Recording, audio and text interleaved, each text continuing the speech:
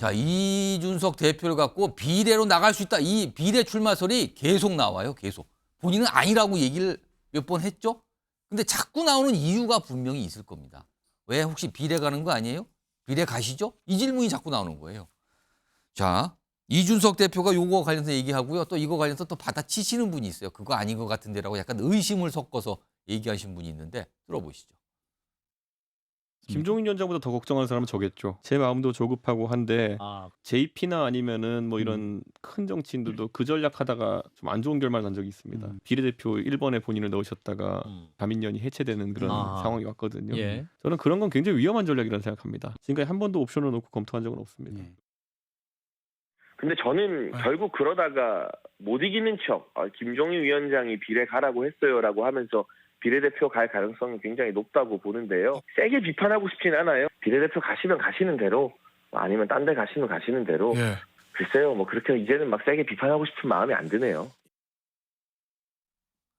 자, 이준석 대표는 비례 아니라고 얘기했죠. 그럼 지역구입니다. 그럼 지역구 어디냐가 나오는 거죠. 어떻게 되느냐. 그거에 대한 설명이 좀 있었거든요. 관련 영상도 좀 묶여 있습니다. 보시죠. 대한민국 정치 1번지 종로에서 정말로 새로운 정치를 시작하겠습니다. 남용한다는 말입니까? 그리고 그 사람이 그런 판단을 했다 하더라도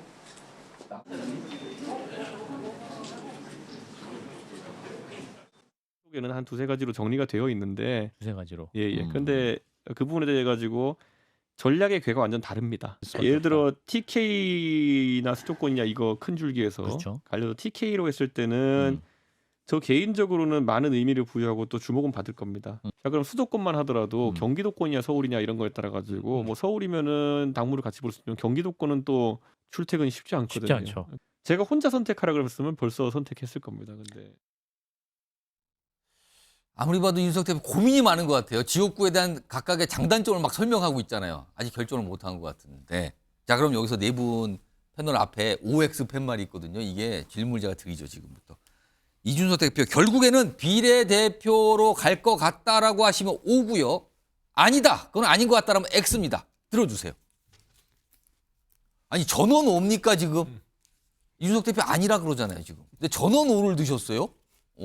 일단 송영훈 의원은 왜 O입니까? 지금 총선이 40일 남았잖아요. 예. 내일이면 39일 남아요. 예. 말보다는 발을 보고 발보다는 돈을 보라는 그 정치권의 유명한 말이 있거든요. 예. 지금 내일이면 39일 남았는데 어디든 지역을 출마를 할 거면요. 예. 지금 빨리 선언하고 가서 사무실부터 얻어야 돼요. 아. 그 목 좋은 곳에 사무실 그 얻을 만한 곳이 그렇게 많지가 않습니다. 현수막 걸 수 있는. 늦게 출마하면요. 가서 사무실도 못 구해가지고 발품을 엄청 팔아야 돼요. 그런데 지금 어떻게 지역구를 나가느냐? 그렇죠. 어제 지금 선거구 획정이 됐으니까 그동안에 뭐 두세 가지 옵션을 검토하고 있었다고 했는데 어제 획정이 됐으니 그럼 이제 결론 나야 되거든요. 근데 얘기를 안 하잖아요. 그런 걸로 봤을 때 저는 비례대표 가능성을 여전히 열어두고 있을 것이다. 그렇게 보는 거고요. 다만 이준석 대표가 비례대표를 만약에 정받을 거면요. 정말 후순위를 받아야 명분이 있어요. 비례 2번, 4번 이런 거 받으면요. 2016년 김종인 비대위원장처럼 100% 셀프 비례 논란이 나옵니다. 참고로 그 유시민 전 의원이 2012년에 통합진보당의 공동대표가 됐을 때 예. 비례 후순위로 배수진을 튄다는 의미로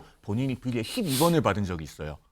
그때는 비례가 54석이고 지금은 46석이니까요. 예. 지금으로 환산하면 비례 10번 정도 됩니다. 저는 이준석 대표가 비례 10번 정도 받으면은 그래도 이해해 줄 수 있다. 그런 생각이 듭니다. 전원 O는 어떻게 전원 O를 하셨는데 요거 다 비슷하시니까 요거는 마지막으로 소영주 부대변인은 왜 O입니까? 이거는 뭐 이제 말한 대로 개인적인 얘기를 하는 것이고요. 예. 구도죠, 구도. 구도상 이준석이 살아남아야만 개혁신당이 존재합니다. 그렇죠. 주도 세력인데요, 그러니까 사실은. 이준석이라는 이 상징성이 갖고 있는 의미가 개혁신당은 많은 거를 내포하고 있습니다. 그래서 결국에는 뭐 장해찬 측의 말이 꼭 동의하는 바는 아니지만 예. 김종인 그러니까 공관위원장은 그런 생각을 할 거예요. 결국에는 네가 살아서 입성을 해야 예. 비례 1번이든 2번이든 해서 해야만 개혁신당의 어떤 여러 가지 명맥을 유지할 수 있다. 그런 차원에서는 울며 겨자 먹기 시기라도 아니면 겉으로는 아닌 것 같아 속으로는 좋아할 수 있죠. 그렇지 않겠습니까? 지금 보면은 뭐 출퇴근 얘기하고 있는데 예. 출퇴근 걱정 없는 비례 서울하고 수도권이 출퇴근의 차이가 난다고. 결국에는 신당에 대한 부분들을 살리기 위해서는 본인이 뭔가 희생하는 듯한 그런 발언으로 비례로 갈 가능성이 크다. 구도입니다. 예. 알겠습니다. 뭐 네 분 똑같으신 답을 하셨네요. 그런데요, 이 개혁신당과 관련해서 어젠가요, 한동훈 비대위원장이 뭐라고 얘기를 했어요. 규정을 했어요. 개혁신당은 이거 아닙니까라고. 그 목소리 들어보겠는데 요거는 국민의힘의 이제 김윤영 부대변인 한번 들어보세요. 그리고 좀 얘기 좀 해주세요. 보겠습니다. 그 신당은 민주당 계열 신당입니다. 우파 계열이라든가 보수 계열이라고 보기는 어려워요. 전적으로 저나 우리의 국민의힘만 비판하잖아요. 지금 비판할 거리가 이렇게 많은 이재명 대표나 민주당에서는 한마디도 안 하죠. 그 신당의 정체성은 저는 명백하게 민주당 계열 정당이라고 생각합니다. 김윤영 부대변인. 네. 그러니까 개혁신당이 민주당 계열 정당이다라고 규정을 했어요. 이거 네. 어떻게 들으셨어요? 그러니까 이준석 대표가 처음에 탈당을 하시면서 할 때 명분이 보수의 계멸을 막기 위해서 나가겠다고 했었습니다. 그런데 그동안 보여준 행보를 보면 이낙연 대표와 손을 잡는다든지 아니면 보수의 길과 전혀 다른 길을 인재들을 영입했었거든요. 예. 심지어 본인과 각을 세웠던 본인의 유호정 의원이라든지 이런 분들과도 오히려 꺼리낌 없이 어울리면서 정책적으로 교류를 했는데 과연 그것이 현재까지 우리 보수 정당에서 추구하는 가치와 일맥상통한지는 전혀 저는 동의할 수 없고요. 그래서 새로운 미래하고 손잡았다가 헤어졌잖아요. 그 헤어졌는 것까지는 뭐 그럴 수 있는데 그게 예. 지지율 반등이 안 되니까 헤어진 거죠. 만약에 그 지지율이 괜찮았고 화학적으로 결합이 효과가 있었으면 이준석 예. 대표는 끝까지 갔을 겁니다. 단지 지지율 반등의 모멘텀이 없다 보니까 예. 갈짓자 형태로 지금 걸어가고 있다고 보고 있고요. 그런 의미에서 한동훈 비대위원장이 아니 보수를 계멸을 막기 위해서라면 어떻게 보수의 비전과 가치를 제시해야 되는데 그런 거 없이 오로지 국민의힘과 윤석열 통만 공격하니까 저런 말씀을 했다. 그렇게 보고 있습니다.